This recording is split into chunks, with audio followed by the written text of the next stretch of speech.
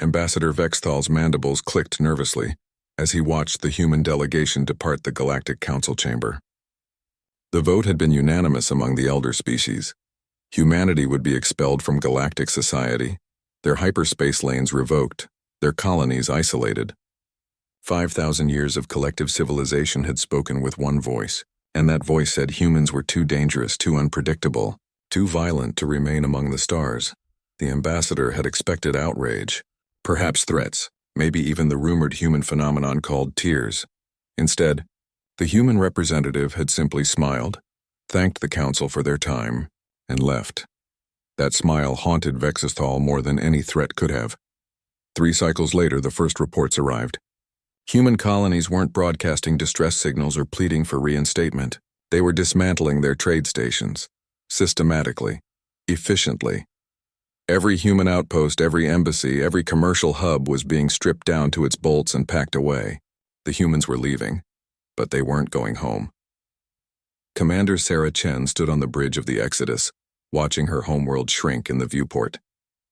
Around Earth, thousands of vessels hung in formation, from massive generation ships to retrofitted cargo haulers. Humanity had built an empire in 2 centuries of galactic citizenship. Now they were taking it with them. All colonial populations confirmed aboard, Commander, her XO reported. 42 billion souls across the fleet. Industrial fabricators loaded.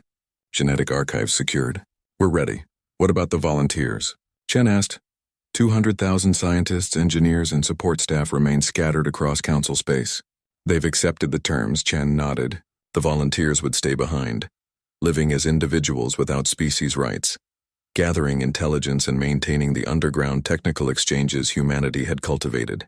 The council thought they were severing humanity from knowledge. They had no idea how deeply human fingers were already woven into their networks. Set course, Chen commanded. Take us beyond the Veil.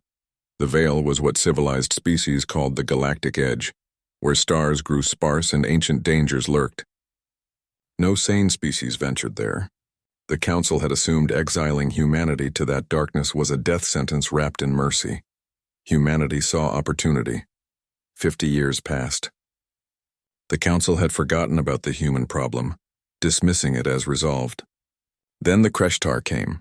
They emerged from dark space like a plague, their bioships consuming everything in their path. Entire systems went silent. Fleets vanished. The Kreshtar were a race the ancient species had fled from millennia ago, sealing themselves away in this safe pocket of the galaxy. Now the seals had broken. The Council's mighty armadas, built for peacekeeping and intimidation, crumbled before an enemy that fought with hunger and hate. Species that had known only prosperity for thousands of years suddenly faced extinction. Ambassador Vexthal, now elderly and barely able to stand, watched the tactical displays with growing horror. 60 systems lost, 3 member species extinct. The Kreshtar were unstoppable. Then came the transmission. It was audio only, crackling with interference from beyond the veil. A human voice, female, tired but steady. This is Fleet Admiral Chen to Galactic Council Command. We've been monitoring your situation. It looks bad. We're prepared to offer assistance. The council chamber erupted in debate, pride warred with desperation. The Tertian ambassador's translator shrieked about accepting help from exiles. The Vorkan representative argued they had no choice. Vexthal silenced them all. What are your terms, Admiral? No terms. No conditions. You exiled us. We accepted, but we're still human, and humans don't abandon people to genocide. Even people who abandoned us, a pause. We'll be there in 6 hours. Chen out. 6 hours later they arrived. The human fleet that emerged from hyperspace bore no resemblance to the ragtag Exodus that had departed decades ago. These were warships, purpose-built and battle-scarred. Their hulls were angular and aggressive, plated with armor that seemed to drink in light, and there were thousands of them. The Kreshtar met them at the Hadrius Line, the last defensive position before the Council's core worlds. Vexthal watched from the command ship, his respiratory system struggling with stress. The humans didn't bother with formation tactics or cautious probing. They simply attacked. Their ships moved with predatory grace, targeting Kreshtar bioships with weapons that tore through organic hulls like they were paper. But it wasn't the weapons that shocked him. It was the humans themselves. When Kreshtar boarding spores penetrated human hulls, crews didn't evacuate. They fought. Hand to hand, corridor by corridor, humans repelled borders with a ferocity that made the carnivorous Kreshtar retreat. When ships were too damaged to continue, their crews rammed them into enemy formations, sacrificing themselves to break Kreshtar lines. The battle lasted 14 hours. When it ended, the Kreshtar fleet was shattered, fleeing back to dark space. 300 human ships had been destroyed, 40,000 humans dead. They had stopped an invasion that had annihilated civilizations.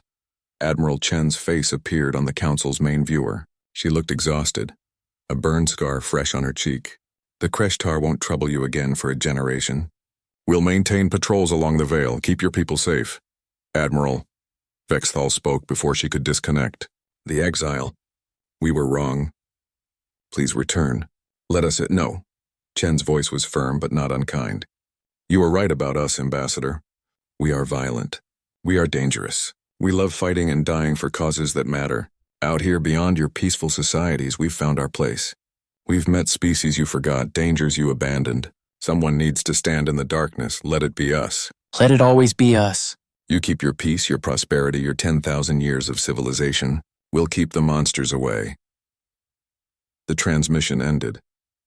Vexthal stood in the silent council chamber, understanding finally settling on his aged shoulders. The council had thought they were casting humanity into darkness as punishment. Humanity had walked into that darkness willingly and made it their home. More than that, they had made themselves the shield between civilization and chaos, asking nothing in return. The galaxy had voted to exile Earth. 50 years later, humanity was still protecting it anyway, because that's what humans did. They didn't wait to be asked twice. They didn't need permission to do what was right.